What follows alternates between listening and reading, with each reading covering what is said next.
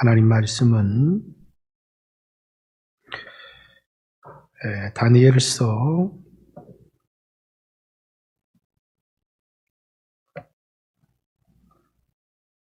7장입니다.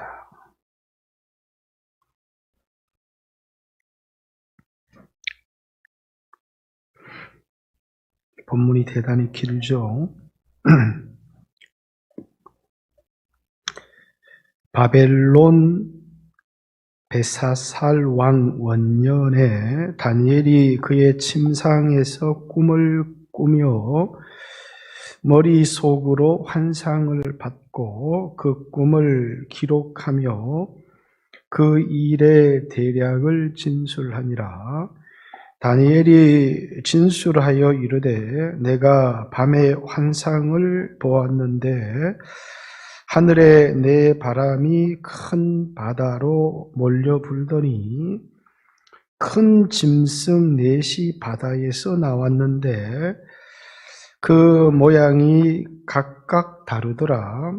첫째는 사자와 같은데 독수리에 날개가 있더니 내가 보는 중에 그 날개가 뽑혔고 또 땅에서 들려서 사람처럼 두 발로 서게 함을 받았으며 또 사람의 마음을 받았더라. 또 보니 다른 짐승 곧 둘째는 곰과 같은데 그것이 몸 한쪽을 들었고 그 입의 이 사이에는 새 갈빗대가 물렸는데 그것에서 말하는 자들이 있어 이르기를 일어나서 많은 고기를 먹으라 하였더라. 그 후에 내가 또 본즉 다른 짐승 곧 표범과 같은 것이 있는데 그 등에는 새의 날개 넷이 있고 그 짐승에게 또 머리 넷이 있으며 권세를 받았더라. 내가 밤 환상 가운데 그 다음에 본 넷째 짐승은 무섭고 놀라우며 또 매우 강하며 또 쇠로 된 큰 이가 있어서 먹고 부셔뜨리고 그 나머지를 발로 밟았으며 이 짐승은 전에 모든 짐승과 다르고 또 10뿔이 있더라. 내가 그 뿔을 유심히 보니 보는 중에 다른 작은 뿔이 그 사이에서 나더니 첫 번째 뿔 중에 셋이 그 앞에서 뿌리까지 뽑혔으며 이 작은 뿔에는 사람의 눈 같은 눈들이 있고 또 입이 있어 큰 말을 하더라.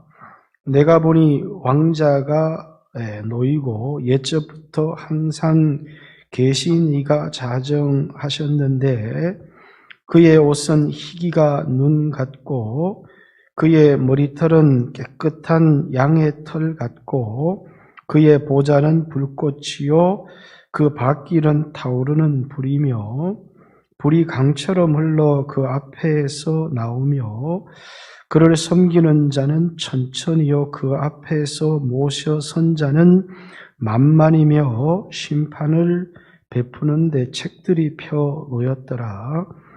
그때 내가 작은 뿔이 말하는 큰 목소리로 말미암아 주목하여 보는 사이에 짐승이 죽임을 당하고 그의 시체가 상한 바 되어 타오르는 불에 던져졌으며 그 남은 짐승들은 그의 권세를 빼앗겼으나 그 생명은 보존되어 정한 시기가 이르기를 기다리게 되었더라. 내가 또 밤 환상 중에 보니 인자 같은 이가 하늘 구름을 타고 와서 옛적부터 항상 계신 이에게 나아가 그 앞으로 인도되매 그에게 권세와 영광과 나라를 주고 모든 백성과 나라들과 다른 언어를 말하는 모든 자들이 그를 섬기게 하였으니 그의 권세는 소멸되지 아니하는 영원한 권세요 그 나라는 멸망하지 아니할 것이니라. 아멘. 여기까지만 보겠습니다. 할렐루야. 옆 사람과 반갑습니다. 이렇게 인사 한번 나누겠습니다. 반갑습니다.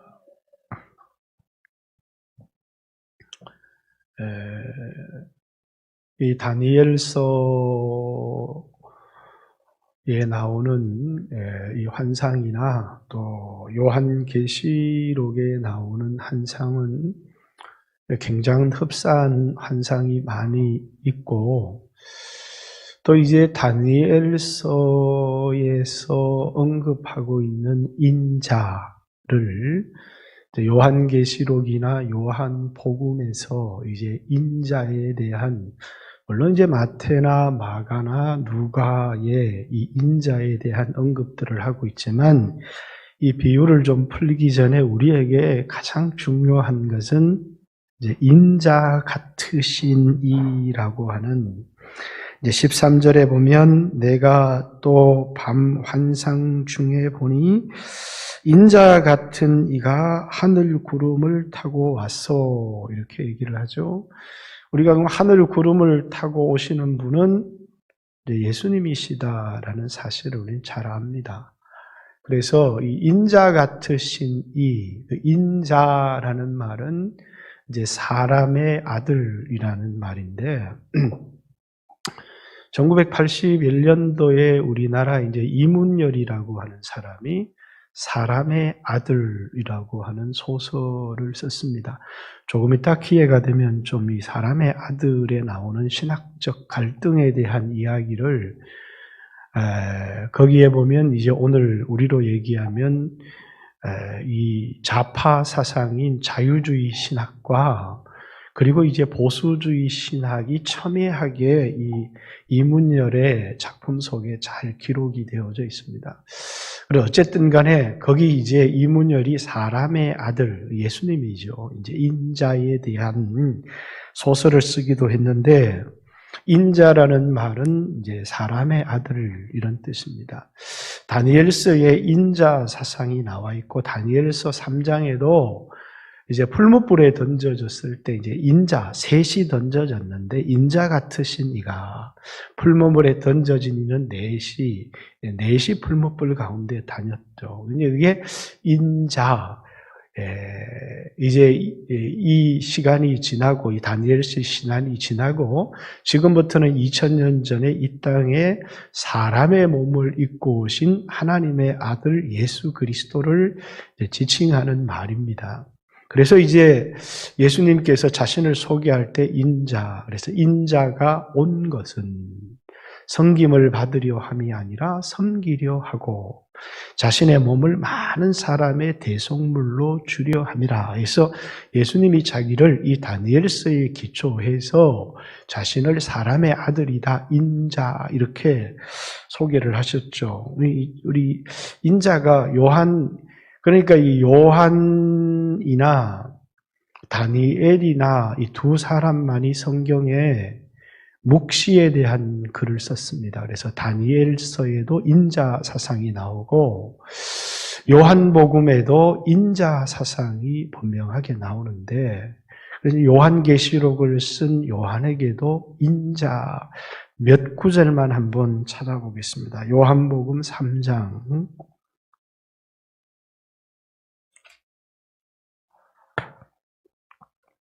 인자가 어떤 분이냐? 3장 13절. 자, 하늘에서 내려온 자, 곧 인자 외에는 하늘에 올라간 자가 없느니라. 이렇게 인자는 이 세상에서 태어난 인간과는 다르게 하늘로부터 내려온 자라고 하는 사실을 분명하게 밝히고 있고요. 14절에 모세가 광야에서 뱀을 든 것 같이 인자도 들려야 하리니 라는 말은 예수님께서 십자가를 지셔야 될 것에 대한 이야기를 분명히 하고 있고, 그래서 그분이 하늘로부터 오신 자고 이 세상에서 십자가를 지실 것이고 또 하늘로 올리우실 분이다. 하늘에서 오셔서 이 땅에서 십자가를 지시고 하늘로 올리우실 분이 인자다라는 사실을 먼저 이야기를 하고요. 요한복음 5장에도 5장 24절, 25절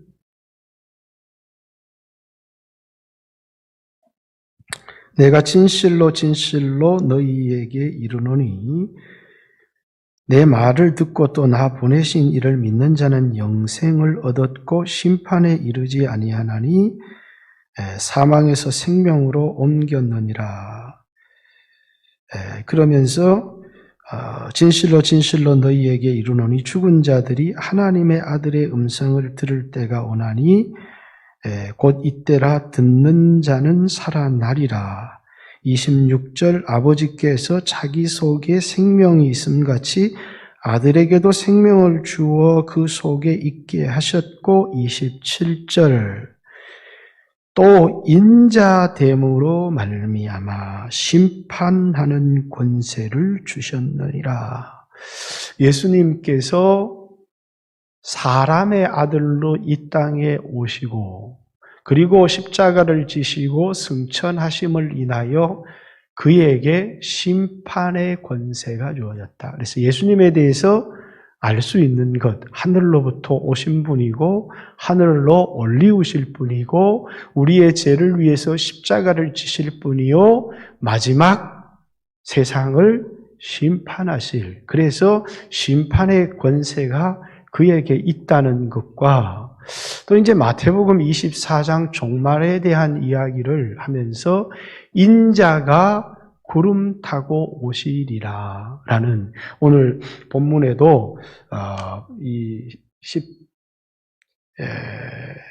13절에도 내가 또 밤 한상 중에 보니 인자 같은 이가 하늘 구름을 타고 왔어. 이렇게 마태복음 24장에 기록된 것처럼 이제 구름 타고 오셔서 세상을 구원하실 분이다 라고 하는 내용의 이야기를 하고 있습니다. 그래서 예수님이 누구신가? 구약에 왜 이 세상에서 예수님이 자기를 향해서 인자다 이렇게 말했느냐면 이 다니엘서에 근거해서 영원한 나라를 세우시고 그 나라를 영원히 다스리실 분, 그것이 다니엘서에 나오는 인자입니다. 그리고 요한복음에도 이 인자에 대한 이야기를 하고 있는데 하늘로부터 오신 분이고 하늘로 올리우실 분이고 십자가를 지실 분이고 심판하는 권세를 가지신 분이고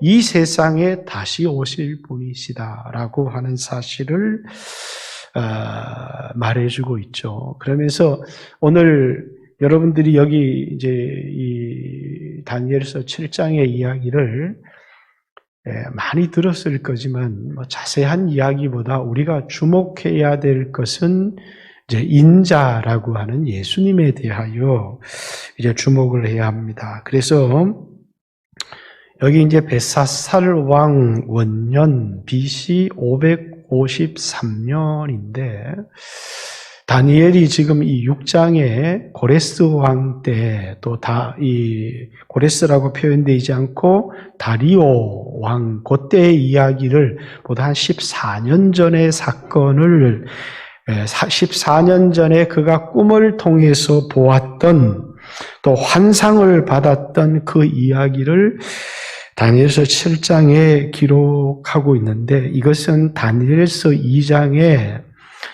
우상을 보았던 사건과 똑같은 내용을 기록하고 있습니다. 느부갓네살이 꿈을 꾼 그 꿈에 관한 이야기나 7장에 다니엘이 환상을 본 이야기는 똑같은 하나님께서 이 세상의 역사를 어떻게 진행할 것인가 라고 하는 이 세상의 그 멸망할 왕들과 마지막에 나타날 영원한 나라에 대한 이야기를 다니엘서 7장에 다시 하고 있는데, 그러면 이 다니엘서 2장보다 좀 더 상세하게 이야기를 하고 있고, 그리고 오늘 이런 이야기들은 오늘 아마 뭐 유럽에 관한 얘기, 미국에 관한 이야기, 중국에 관한 이야기, 이런 역사에 대한 수없는 이야기들과 더불어 그리스도인들에게 이렇게 많이 알려져 있는 그런 이야기지만 조금 정리를 해서 여러분들에게 한번 해보겠습니다. 이 다니엘서 2장에는 느부갓네살 왕이 우상의 한 큰 우상을 보았는데 머리는 금이요. 이제 바벨론이라는 나라를 얘기합니다. 그 다음째 가슴과 두 팔은 은이요라고 하는 것은 메데와 파사의 연합군이죠. 메데와 파사의 연합. 그래서 메데 파사의 제국을 얘기하는 것이요. 배와 이 넓적 다리는 이제 동이요라고 하는 것은 이제 그 다음에 일어날 이제 헬라라고 하는 제국을 이야기하는 것이고, 이제 종아리는 철이요라고 하는 것은 그 다음에 일어날 로마라고 하는 나라에 대한 상징이고, 또 그 로마의 나라를 이야기하면서 특이하게 발가락이 열이다. 그런데 일부는 철이고 일부는 쉽게 부서지는 진흙처럼 되어져 있다. 그래서 비밀이 뭐냐면 로마라고 하는 제국의 나라입니다. 그래서 여기 이제 15절부터 나 다니엘이 중심에 근심하며 내 머릿속에 환상이 나를 번민하게 하는데, 다른 것은 다 이해할 수 있는데 이 네 번째 나라 짐승에 대해서 이해를 못해서 묻고 있는 그런 내용의 이야기를 담고 있습니다. 그런데 이제 이것이 요한계시록에 요한이 기록을 할 때는, 우리 요한계시록에는 머리 열이요, 그리고 머리가 7이요 뿔이 열인 용이 나옵니다. 이게 원래는 한 존재, 사단, 마귀의 존재인데 머리가 7이요 또 뿔이 열이다 이렇게 얘기했는데, 이것은 이제 여자가 낳은 아이, 그러니까 이스라엘을 통해서 이 땅에 오실 예수 그리스도, 철장으로 만국을 다스릴 이 아이를 삼키려 하는지라 해서 역사상에 이 땅에 예수 그리스도께서 이 땅에 오시는 길을 막으려고 했던 용, 짐승의 정체를 얘기하는데 거기 7나라가 나와 있습니다. 그 7나라의 정체가 뭐냐? 우리가 선명하게 알 수 있는 게 이제 애굽이라는 나라가 있고 아수르라는 나라가 있고, 그리고 여기 이제 바벨론 제국부터 4나라가 나와 있잖아요. 바벨론이 나와 있고 메데파사가 나와 있고 그리고 헬라가 나와 있고 로마가 나와 있어. 그럼 6나라잖아요. 근데 왜 7나라가 되느냐라는 것입니다. 그 7나라가 되는 이유가 뭐냐면 마지막 예수님의 재림 직전에 로마 제국의 부활을, 다시 로마 제국이 부활할 것이다 라는 것 때문에 이제 다시 부활할 로마 제국의 정체가 뭐냐, 이것이 많은 사람들의 관심을 모았던 겁니다.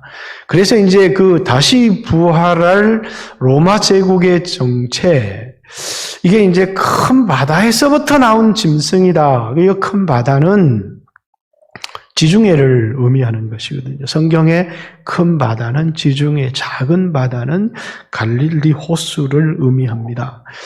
그런데 이제 이 요한계시록 12장에 보면 이 마지막에 부활할 로마 제국의 부활은 뿔이 열이요 이렇게 얘기를 해서 많은 사람들이 이제 EU라고 하는 그 유럽 공동체가 로마 제국의 부활을 이끌 거다라고, 물론 성경에는 기록되어 있지 않습니다. 그래서 저는 좀 추측이 과하면 좀 심한 해석이 나올 수 있다 이런 생각이 들지만 설득력은 있지만 여러분들이 꼭 그렇게 믿어서는 안 돼요. 왜냐하면 로마 제국의 부활이 원래는 이제 1958년에서부터 유럽의 9개 나라가 이제 벨기에 브뤼셀에서 모여서 경제 공동체를 만들기 시작을 했는데 이것이 이제 장기적인 목적은 뭐냐면 정치 공동체가 되어지는 것이고 마지막은 군사 공동체가 되어져서 유럽의 10개국 또는 지금은 이제 10개국이죠. 근데 이제 영국이 또 탈퇴를 하려고 하고 이제 어떻게 될는지는 잘 알지를 못하겠습니다. 그러나 이 이제 10개국이 이제 하나의 경제적으로 지금 이제 경제 공동체잖아요. EU라고 하는 것은 이코노믹 이 유니온이라고 해서 경제 공동체인데 이게 이제 경제 공동체를 넘어서서 정치 폴리틱 경정체가 되어지고 이제 밀리터리 군사적인 공동체가 되어지면 경제와 정치와 군사가 하나가 합쳐지기 시작하면 이건 이제 한 나라가 되는 것이거든요. 근데 이제 EU의 궁극적 목적이 뭐냐면 경제 공동체에 머무르는 게 아니고 이제 정치적인 공동체가 되어지고 군사적인 하나의 공동체가 되어지는 것을 목표로 삼았기 때문에 이제 많은 성경학자들이 이것이 부활한 로마가 될 것이다라고 성경에 기록된 게 아니에요. 그렇게 믿으면 안 되고 가능성은 있지만 성경에 기록된 건 아니라는 거예요. 무슨 말인지 아시겠죠? 그래서 저도 이렇게 얘기하지만 이것은 성경에 기록된 것은 아니기 때문에 로마의 제국이 부활할 것이다. 그런데 로마라고 하는 나라가 지중해를 중심으로 해서 유럽만 로마에 속했던 것이 아니고 아프리카 쪽에 있는 나라들도 다 로마에 그리고 지금 이제 유럽에 들어가지는 못했지만 터키라고 하는 나라도 굉장히 큰 나라인데 계속해서 EU에 들어가고 싶지만 아직까지 유럽에서 그리스의 반대 때문에 터키를 받아주고 있지 않습니다. 그런데 이제 터키라고 하는 큰 땅덩어리의 나라도 이제 로마에 속했던 곳이기 때문에 이 로마 제국의 부활이 어떤 모습으로 등장하게 될지는 아무도 알지를 못합니다. 그러나 어쨌든 간에 많은 성경학자들이 이제 로마 제국의 부활은 유럽 공동체를 중심으로 이루어질 거다라고 추측하고 있는 것만은 분명한 사실입니다. 이제 그렇게 되어보시면 10개국 나라 중에서 나라 왕은 10명이지만 그 중에 3뿔이 쓰러지고 그 중에 1뿔이 나오게 된다라는 것은 이제 거기서 드러나는 한 사람, 그 한 사람이 누구냐면 적 그리스도다라고 하는 것입니다. 그리스도를 대적하는 이 세상에 이미 많은 적 그리스도가 나왔지만 이 세상에 많은 적 그리스도가 나왔다는 것은 그리스도를 대적하는 모든 사람들이 적 그리스도지만 이 모든 사람들이 누구의 모형이냐면 마지막에 이 세상에 나타나서 평화의 사도로 아니면 많은 그리스도인들을 넘어뜨리고 하나님의 나라를 대적할 적 그리스도, 그 사람에 대한 모형입니다. 이 적 그리스도에 대한 모형은 정확하게 언제부터 이제 드러나기 시작했느냐면, 이제 이 BC 167년 이제 그 헬라 제국이 4나라로 갈라지면서 거기 이제 유대인들을 크게 핍박했던 안티오커스 에페파네스라고 하는 이 왕이 성전에다가 돼지피를 뿌리고 거기에다가 제우스 신상을 세우고 유대인들에게 거기 절하라고 이제 이 사람이 적 그리스도의 이제 모형이 되었는데 마지막에 이제 너희가 서지 못할 것에 더러운 것이 선 것을 보거든 이라고 하는 말은 성전에 우상이 세워지는. 그래서 마지막에 이제 유대인의 성전 제사가 회복되어지고 그곳에 이제 더러운 우상이 세워져서 그곳에 절하게 하는, 지금은 이제 법궤도 찾지를 못했지만 요한계시록에 보면 마지막에는 이스라엘의 성전 제사가 회복될 것에 관한 그런 예언들이 나와 있는데 이제 그때 이제 적그리스도가 다시 한번 그리스도인들을, 그래서 여기 한때와 두때와 반때 그리스도인들의 인생의 최고의 위기의 시간인, 어떤 사람들은 이제 그때 예수 믿는 사람들은 다 들림받았다 라고 하는 주장을 하는 사람도 있고, 만약에 그런 주장을 한다면 요한계시록 환란의 때를 위해서 이 땅에 이기는 자는 이라는 표현을 쓸 필요가 전혀 없을 텐데, 그러나 많은 그리스도인들이 이런 대환란의 때에 그리스도인들은 다 들림받게 될 것이다라고 주장하는 많은 사람들이 있습니다. 물론 저는 그렇게 믿지 않습니다. 예전에 요한계시록 강의할 때 여러분에게 그런 말을 한 적이 있는 것처럼, 어쨌든 그때 이제 유럽 쪽의 한 지도자가 세 나라를 통합을 하고 유럽의 어떤 통치권을 가지게 되면서 이제 그리스도를 대적하게 되고, 그리고 이제 마지막에 인자 같으신 이가 구름을 타고 예수의 재림을 얘기합니다. 적그리스도를 죽이고 적그리스도와 더불어 거짓 선지자들을 이제 지옥불에 던지는, 그리고 이제 세상의 모든 사람들을 그리스도 앞에 이끌어서 이제 심판하게 하시는 내용의 얘기를 다니엘서 7장에 기록을 하고 있습니다. 이 말은 다니엘서 2장에 나와 있는 이제 마지막 철과 같은 나라, 그리고 뜨인 돌이 나와서 이 우상을 깨뜨려 버리고 이 세상의 나라들은 다 사라지고 이제 하나님의 나라만 영원할 것이고 그 위가 영원할 것이다라고 하는 다니엘서 2장에 나와 있는 예언보다 좀 더 구체적인 예언을 했고, 그리고 이제 다니엘서 3장이나 다니엘서 4장, 특별히 다니엘서 4장, 다니엘서 5장에 이 바벨론의 느부갓네살이나 벨사살 왕이 경험했던 인자 같으신 이가 어떤 분이냐면 지극히 높으신, 그래서 지극히 높으신 이가 인간 나라를 다스리시며 그의 나라가 영원할 것이다라고 하는 이제 그분에 대한, 그리고 그의 나라에 대한 이야기를 이 다니엘을 통해서 계시해 주고 있는 겁니다. 그분, 인자 같으신 그분과 그분이 이 세상에 오셔서 세우게 될 하나님의 나라. 그래서 여기 첫 번째, 옛날에는 금과 같은 나라, 은과 같은 나라, 동과 같은 나라, 철과 같은 나라, 네 나라로 표현되었는데, 사실은 이 철과 같은 나라의 부활을 통해서 5 나라죠. 그래서 요한계시록에 보면 그 5 나라, 4선 지나갔고 5은 남았는데, 이렇게,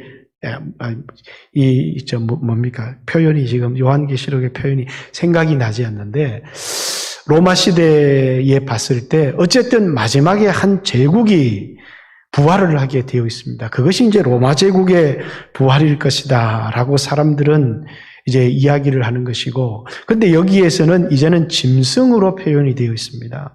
첫 번째 나라는 이제 날개 달린 사자 같은, 그래서 이제 바벨론의 상징이 뭐였느냐, 바벨론 제국에는 항상 사자상의 날개를 달아놓은, 그게 바벨론 나라의 제국이었고, 날개가 뽑혔다라는 것은 느부갓네살이 왕권을 잃게 되었고 나중에 2발로 섰는데 사람의 마음을 가졌더라라는 것은 느부갓네살의 회개를 통해서 그가 하나님의 백성이 되었다라는 것을 얘기를 하는 것이고요. 성경에는 사람과 짐승, 여러분 잘 들어야 돼요. 사람이라는 표현은 영혼을 가진 존재입니다. 짐승이라는 표현은 사람을 이해하되, 이 세상에 인간 이해의 학문들이 굉장히 많아요. 철학적으로 인간을 이해하고, 사회학적으로 인간을 이해하고, 생물학적으로 인간을 이해하고, 역사적으로 인간을 이해하고, 심리적으로 인간을 이해하는, 그래서 변증학적 이해를 통해서 인간은 이런 존재다.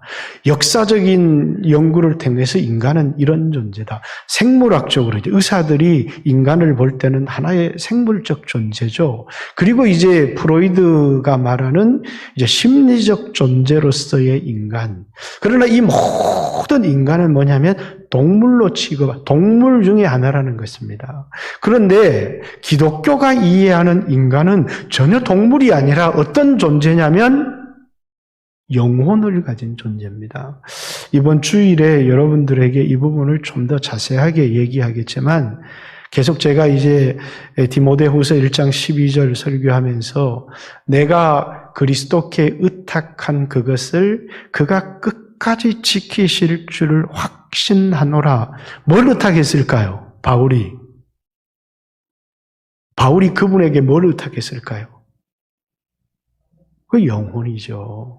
예수님께서 십자가에 돌아가시면서 내 영혼을 주께 부탁하나이다. 이렇게 얘기한 것처럼 바울은 자신의 이 육체가 죽지 않을 것을 얘기한 것이 아니라 자신의 영혼을 주님께 의탁했다는 거예요. 그래서 이 세상의 로마 제국이 자신의 육체를 목을 칠 수 있을지는 모르지만 하나님께서 자신의 영혼을 끝까지 지켜주실 것이라는 것이고, 그리고 이제 마태복음 10장에도 너희 몸을 이렇게 죽일 수 있는 자를 두려워하지 말고 너희 영혼을 지옥불에 던지는 자를 두려워해라. 이렇게 얘기를 해서 기독교의 인간 이해에 굉장히 중요한 게 뭐냐면 영혼이라고 하는 것입니다. 그래서 이제 세상에서 말하는 구원, 그리고 오늘 보수주의 신학에서 얘기하는 구원은 의미가 전혀 다른 것이죠. 마태복음에 예수님이 이 세상에 오셨는데 유대인들이 예수님을 어떻게 이해했느냐 하면 로마 제국으로부터 우리를 구원하실 분, 또 가난으로부터 우리를 구원하실 분, 이렇게 이야기를 한 겁니다. 그런데 그런 오해를 불식시키기 위해서 죄로부터 우리를 구원하실 분이시다. 이렇게 예수님은 어디에서부터요? 죄에서부터. 그래서 우리에게 육신의 떡도 주고 어떤 육체 위기에서도 우리를 건져주지만 그분의 구원의 본질은 뭐냐면 우리의 영혼의 죄를 사하고 우리의 영혼을 건져서 영원한 하나님의 나라에 들어가게 하실 분이 예수 우리 구원자라는 것입니다. 자, 그래서 이제 이 세상에 있는 기독교를 여러분들이 잘 이해를 해야 될 필요가 있어요. 이 땅에 있는 많은 목사님들도 제대로 이해를 해야 될 필요가 있습니다. 목사님들이라고 해서 다 똑같은 목사님들이 아니거든요. 1970년도 이후로 이제 제3세계 신학이라고 해서 자유주의 신학들이 등장을 하기 시작했습니다. 지금 한국교회에는 이런 목사님들이 굉장히 많이 있어요. 그때 이문열이라는 사람이 사람의 아들이라고 하는 소설을 썼어요. 그 사람의 아들이라고 하는 소설의 내용은 어떤 살인사건에서부터 시작을 해요. 그런데 살인사건을 추적하는 형사가 보니까 이름이 요섭이라고 하는 사람이 죽었어요. 근데 이 사람은 신학교 신학생인데 이제 예수님께서 자기가 믿던 구원자가 세상에 가난하고 병들고 약한 사람을 구원하지 못한다는 사실을 깨달은 거예요. 그래서 이건 예수의 구원은 실패했다. 왜냐하면 이렇게 가난하고 이렇게 병들고 이렇게 나약한 사람들이 세상에 많은데 예수님이 이 세상을 구원하는 데 실패했다. 그래서 이 사람이 뛰쳐나가서 이제 부둣가에서 가난하고 병들고 이런 사람들을 모아서 천막교회를 세우기 시작합니다. 그러면서 뭐냐면 그런 사람들을 구원하는 새로운 종교를 만들고 새로운 구원자를 만들기 시작해요. 이런 요섭이라고 하는 사람을 추종하는 동팔이라고 하는 사람이 생겨요. 그런데 어느 날 이 요섭이라는 사람이 예수의 구원의 진정한 의미를 깨닫고 그게 뭡니까? 영혼 구원이라는 거예요. 그래서 돌아와서 눈물을 흘리며 회개하는 겁니다. 그러면서 이제 동팔이라고 하는 사람이 너는 우리의 신을 배반했다고 해서 요셉이라고 하는 사람을 살인하는 그런 내용의 얘기. 그래서 좌파와 우파의 신학. 다시 말해서 인간에게 떡이 먼저인가 말씀이 먼저인가. 배고픈 사람에게 떡을 주어야지. 그 사람에게 예수 믿어서 구원을 얻으라고 하는 것이 무슨 의미가 있느냐. 빵이 먼저인지 하나님의 말씀이 먼저인지 늘 우파에서는 영혼 구원을 얘기했거든요. 늘 이제 보수적인 기독교에서는 뭐라고요? 복음주의 기독교에서는 예수 믿어 제사함을 얻고 천국 갑시다. 근데 지금이 지옥 같은데 무슨 천국이 의미가 있느냐? 그래서 인간에 대한 이해, 인간은 영혼의 존재다. 그래서 예수님이 이 세상에 오신 것은 우리 영혼을 구원하시기 위하여 오신 것이다. 그런데 뭐냐면 인간을 육체로 이해를 하면 모세의 구원이라고 하는 것은 가난한 자를 권력층으로부터 해방시킨 것. 그래서 이 땅에 빵을 나누어 주고 가진 자의 것을 빼앗아서 가난한 자에게 빵을 나누어 줘야 되는 것이 기독교다라고 하는. 그래서 지금 많은 목사님들이 있지만 그분들 중에는 예수가 오셔서 우리의 죄를 사해 주시고 우리를 구원해 주시고 그런 거 믿지를 않습니다. 예수는 해방자다. 뭐를 해방하느냐면 우리를 가난에서부터 해방하고 노예에서부터 우리를 해방하고 인권을 짓누르는 것에서부터 우리를 해방하는 해방자다. 이렇게 이해하는 목사님들이 많이 있어요, 이 땅에. 그래서 그분들이 오늘 우리가 예배를 드리는 거 왜? 우리는 예배를 왜 드려요? 우리는 떡도 중요하지만 육체의 보호도 중요하지만 우리는 말씀을 안 듣고 우리 영혼이 살 수가 없기 때문에 우리는 예배를 드리겠다는 것이고 그분들에게 있어서는 뭡니까? 육체가 주면 무슨 소용이 있느냐는 거예요. 육체를 위협하는 그래서 육체가 중요하냐 영혼이 중요하냐 하는 문제가 달려있는 것입니다. 그리고 우리가 소원하는 바는 이 세상에서 잘 살고 이 세상에서 배불리 먹고 이 세상을 파라다이스 천국으로 만드는 것이 아니라 우리는 이 세상에 다 죽지만 언젠가는 뭡니까? 예수님이 이 세상에 오시는 그날에 우리 눈에 보이는 이 하늘과 땅은 다 사라지고 새 하늘과 새 땅이 그리고 그때 우리가 새로운 몸 죽지 않은 몸, 병들지 않는 몸, 여기 이제 나이 드신 분들도 다 있지만 예수님이 다시 오실 때 우리는 다시는 이렇게 늙고 병들고 죽어가는 몸이 아니라 부활한 몸, 썩지 아니하는 몸, 고린도전서 15장에 보면 썩을 몸도 있고 육의 몸도 있은즉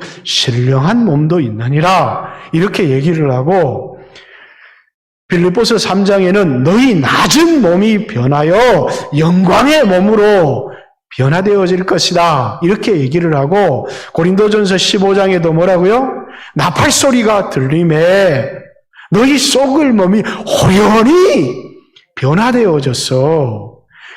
이런 우리에게 이런 구원을 성경이 이야기를 하고 있는 것이죠.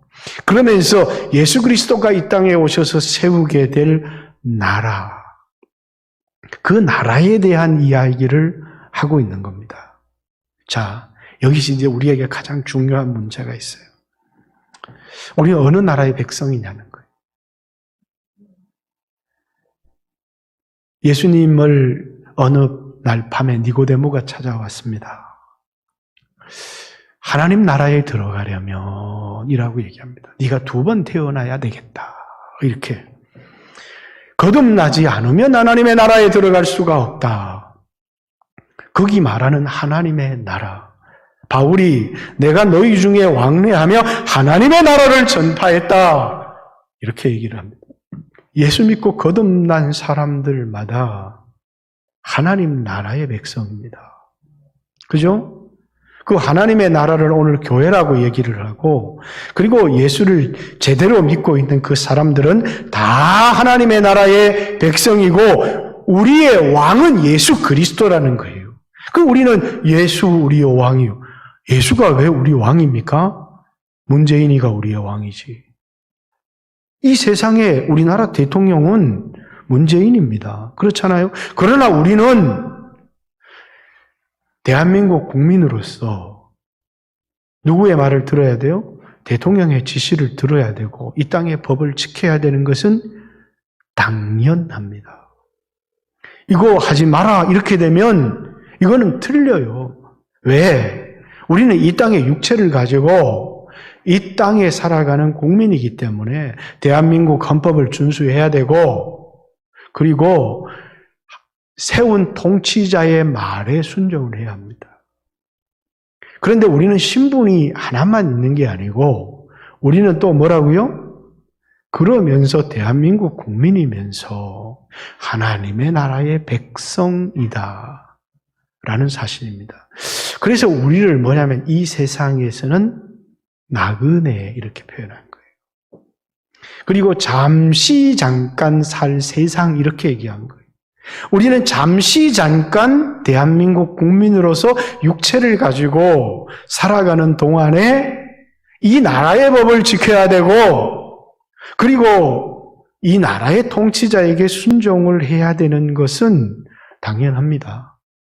그런데 우리에게는 또 다른 신분이 하나 있다는 것입니다. 우리의 진정한 왕이 계시는데 그분이 예수 그리스도고 그의 나라가 영원한 나라라는 거예요. 다니엘에게 계시해주고 싶은 게 뭐냐면 바로 그의 나라와 그의 나라는 영원할 것이요 그의 왕권은 대대에 미치리로다. 이게 다니엘서에서 얘기하려고 하는 1장에서부터 얘기하려고 하는 다니엘서의 핵심이에요.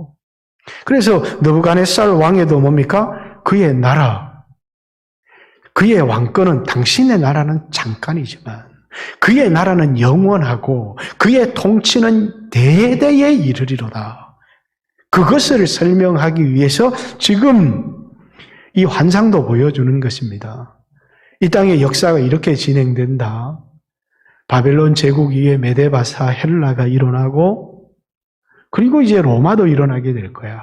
그러나 이건 다 짐승의 나라. 왜? 육체가 전부기 때문에 인간을 육체라고 생각하면 인간도 짐승 중에 하나. 이 짐승은 다 어디에 던져지고요? 지옥불에 던져지고 그렇게 얘기를 하는 것입니다. 마지막에 인자 같으시니 짐승과 대비되어지는 게 뭐라고요? 인자, 사람의 아들이에요. 그래서 항상 요한계시록이나 또는 이 요한복음이나 또는 이 다니엘서에는 짐승이 다스리는 나라. 근데 거기에 누가 있느냐면 사람의 아들이 있는 거예요. 여러분과 내가 정체성이 중요한 거예요. 나는 육체인가? 나는 영혼인가? 나는 짐승의 자식인지 나를 짐승으로 이해하는 것인지 영혼을 가진 사람으로 이해하는 것인지 내가 누구의 다스림을 받을 것인지 이 땅에 있는 동안에 우리의 육체가 늙어가기도 하고 병들고 가기도 하고 그러면 나는 소망이 없다.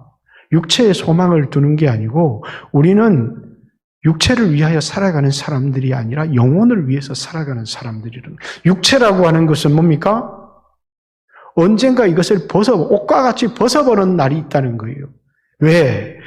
육체라고 하는 것은 내가 이 땅에 60년, 70년 살아갈 동안에 입고 있는 옷이지 내가 아니라는 사실이에요. 나는 영혼! 그래서 예수님을 사람의 아들 이렇게 표현한 것은 그분은 우리의 영혼을 구원하실 분이고 그리고 이 세상의 통치자나 왕권을 가진 사람들을 다 짐승으로 표현한 것은 그들은 육체를 소중히 여기는 존재라는 것입니다. 근데 우리는 묘하잖아요. 육체 속에 영혼을 가진 존재잖아요. 그것이 오늘 우리들의 비밀입니다. 나는 하나님의 나라의 백성, 또 이 세상 대한민국의 백성, 이 이중국적을 가진 사람으로서 이 세상을 살아가는 거예요. 그런데 이 마지막 적그리스도의 왕국 또는 예수님을 대적하는 자가 세상을 통치할 때 그리스도인들에게 일어나는 갈등이 있습니다. 그 갈등이 뭐냐면 이 세상 백성으로 살아갈 것인지 하나님의 백성으로 살아갈 것인지에 갈등이 없으면 우리에게는 아무런 핍박이 없어요. 근데 우리가 대한민국 백성으로 살아가는 것과 대한민국 헌법을 여러분들이 바꾸어서 기독교를 믿는 사람은 대한민국 국민이 될 수 없다. 이렇게 한다든가 예배를 금지한다든가 예수님을 섬기지 못하게 한다든가 그러면 우리는 대한민국 국민으로서 신앙을 포기해야 되느냐. 이런 경우가 생긴다는 거예요. 로마 제국에 이제 아우구스투스 황제 때부터 황제 숭배 사상이 생겨나게 된 거예요. 다른 종교는 아무런 문제가 없어요. 왜? 부처 앞에 가서 절을 하고 집에 조상의 제사를 지내도 문제가 될 게 없는 겁니다. 그런데 그리스도인들은 뭡니까? 예수님을 주님이라고 하면서 가서 우상에게 절을 할 수가 없는 거예요. 그러니까 그리스도인들에게는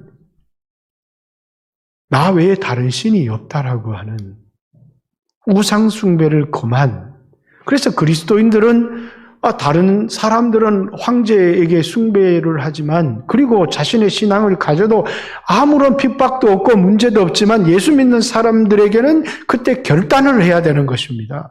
그 마지막 때에 그리스도인이 받게 될 환난의 표상이 다니엘서 3장에 느부갓네살이 큰 신상을 세워놓고 다니엘의 세 친구에게 엎드려 절하라 이렇게 얘기를 하는 거예요. 만약에 절하지 않으면 불못불에 던져 넣으리라. 그때 우리 그리스도인들의 신앙이 하나님이 우리를 건져주실 줄 믿습니다. 그러나 그리 아니하실지라도 우상에게 절을 할 수는 없습니다. 라고 하는 그리스도인들의 신앙의 절개가 나와야 된다는 거예요. 그것을 뭐라고요? 다니엘서에서 다 보여주고 있는 거예요. 왜? 하나님의 나라의 백성이면서 이방 나라의 포로로 끌려갔거든요. 그래서 하나님 나라 백성으로 살면서도 이방 나라의 통치를 받아야 되는 다니엘과 다니엘 세 친구의 갈등이 오늘 하나님의 나라의 백성으로서 이 세상 나라 가운데 살아야 될 여러분과 제가 겪어야 되는 고민과 갈등을 그대로 보여주고 있는 것이 다니엘서라는 거예요. 다니엘과 다니엘의 세 친구는 뭡니까? 하나님 나라 이스라엘의 백성인데 이스라엘 나라에 있어 유일신인 하나님만 섬겼다면 아무런 갈등이 없어요. 그들이 포로로 끌려가서 느부갓네살 왕 아래 바벨론이라고 하는 세상이잖아요. 바벨론. 그 속에서 하나님의 나라의 백성이 어떻게 살아야 될 것인가를 보여주는, 그런데 하나님의 나라 백성으로 살아갈 것인지 바벨론의 왕 느부갓네살에게 절하는 사람으로 살아갈 것인지. 또 이제 로마 제국 시대 속에서 요한계시록에 등장하는 것처럼 하나님 나라 백성이 교회 성도들이, 그래서 교회에게 편지하는 교회 성도들이, 하나님 나라 백성들이 로마라고 하는 세상 나라 속에, 특별히 로마 황제를 섬기라고 하는 이 압박 속에 살아가야 되는 그리스도인들이 어떤 정체를 가지고 살아가야 될 것인가를 요한계시록을 통해서, 그래서 요한계시록이나 다니엘은 하나님의 백성들이 이제 이 다니엘서에는 바벨론이라고 하는 세상 제국 속에서 그리스도인의 정체성, 또 요한계시록은 로마라고 하는 세상 나라 속에서 하나님의 나라의 백성이 겪게 되는 갈등과 세상으로부터 받게 되는 비난. 그렇죠? 오늘 여러분과 제가 참 편안하게 살았습니다. 왜? 이제 미국이라는 나라가 기독교 나라가 되면서 많은 나라, 우리도 이제 기독교라고 하는 이 미국이 다스리는 어떤 영향권 아래 우리가 살았습니다.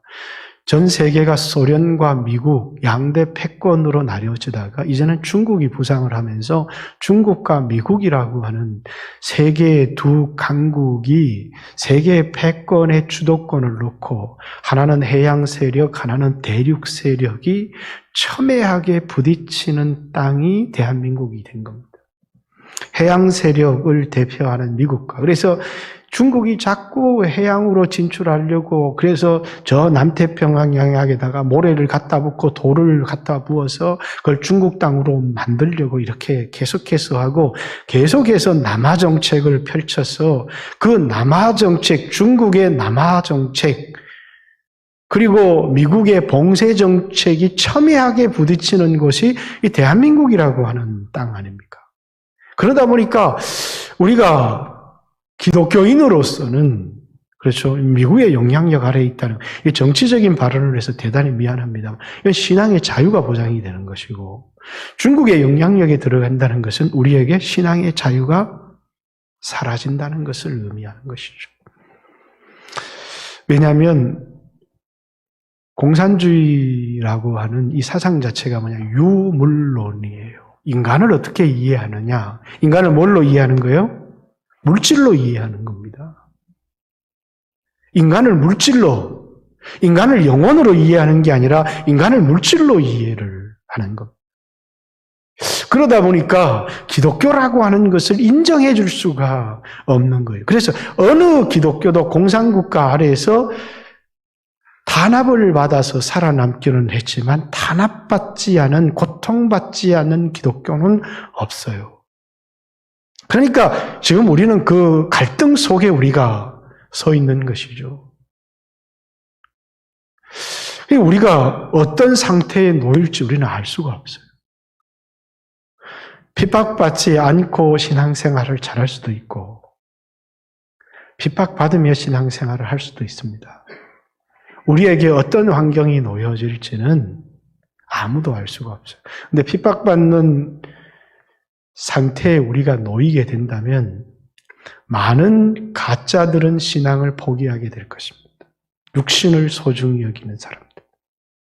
그러나 진짜들은 목숨을 버렸어도 자신의 신앙을 지키게 될 것이다. 라는 사실을 우리는 분명히 알게 됩니다. 육체의 빵을 소중히 여기는 사람들은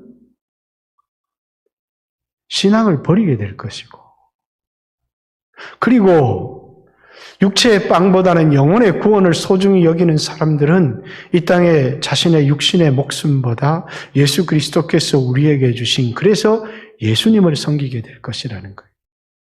그래서 많은 기독교가 이 갈등 속에 놓여 있었던 시대들이 굉장히 많이 있습니다. 그때 그리스도인들은 내가 이 세상 백성으로서 이 땅의 왕을 섬길 것인지 아니면 하나님의 나라의 백성으로 예수 그리스도를 섬길 것인지 결단해야 되는 거예요. 그래서 찬송가 가운데도 어느 민족 누구에게나 결단할 때 있나니, 삶과 죽음 사이에 결단을 해야 될 때가 있다는 것입니다. 그럴 때 나는 누구인가? 라고 하는 자기 이해. 그래서 여기 이제 다니엘서도 가만 들여다보면 결국은 뭡니까? 내가 누구인가? 인자 같은 사람의 아들과 짐승이 다스리는 나라 속에 다니엘은 어떤 삶을 살아야 되는가? 그래서 다니엘은 그냥 공허한 것이 아니에요. 이 세상 속에 그리스도인들이 어떻게 가야 될 것을 우리에게 모델로 보여주는 사람이다라는 것입니다. 오늘 여러분과 저도 이 세상 속에 살아가고 있습니다. 여러분, 떡이 중요하죠? 분명히 우리에게는 지금 어마어마한 경제적인 위기가 다가오고 있습니다. 떡을 붙들다가 신앙을 잃어버려서는 안 된다는 것입니다. 신앙을 끝까지 붙들면 우리는 떡도 얻을 수 있지만 떡을 붙들다가 신앙도 잃어버리고 떡도 잃어버리는 어리석은 선택을 해서는 안 된다. 우리에게는 믿음을 붙드는, 나에게 있는 것 중에서 도대체 소중한 게 뭔가? 나는 한 2억짜리 집을 가지고 있고 한 10억짜리 기업체를 가지고 있고 나는 또 남이 몰래 숨겨놓은 금덩어리도 있고 나름대로 자신의 보화들이 많이 있을지 모르지만 나에게 가장 소중한 것은 보이는 것이 아니라 내 안에 예수 그리스도에 대한 믿음, 이것만큼은 빼앗기지 않겠다. 그걸 굳게 붙드는 사람만 승리할 수 있다는 사실을 깨닫고, 지금은 우리가 얼마나 신앙생활하기 좋은 시대에 우리가 살아가고 있습니까? 지금 우리가 잠깐 세상으로부터 예배를 드린다고 비난을 받고 있는데, 여러분 이걸 핍박이라고 말할 수 있습니까? 이건 핍박도 아니죠. 그러나 이 가운데서도 신앙을 지키지 못한다면 우리 도대체 우리의 신앙이 어떻게 지켜질 수 있겠는가 하는 생각을 해봅니다. 오늘 여러분 안에 나는 누구인가?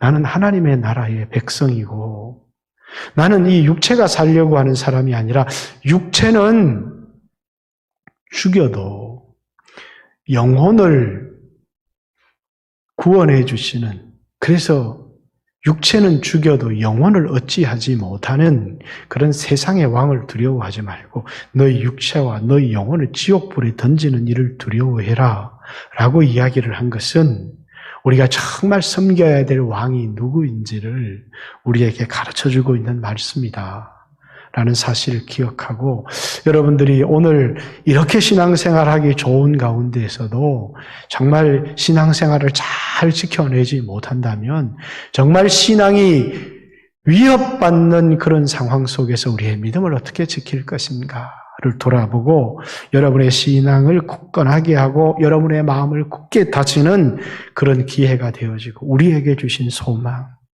바울이 내가 그분에게 의탁한 것, 영혼입니다. 그는 육체의 죽음 앞에서 내 영혼을 구원하러 오신 예수님을 바라보고 있는 것입니다. 그리고 육체의 죽음을 개의치 아니하고 기쁨을 이기지 못하고 있는 겁니다. 근데 디모데는 육체의 죽음의 위기 앞에 두려워 떨고 있는 것이죠.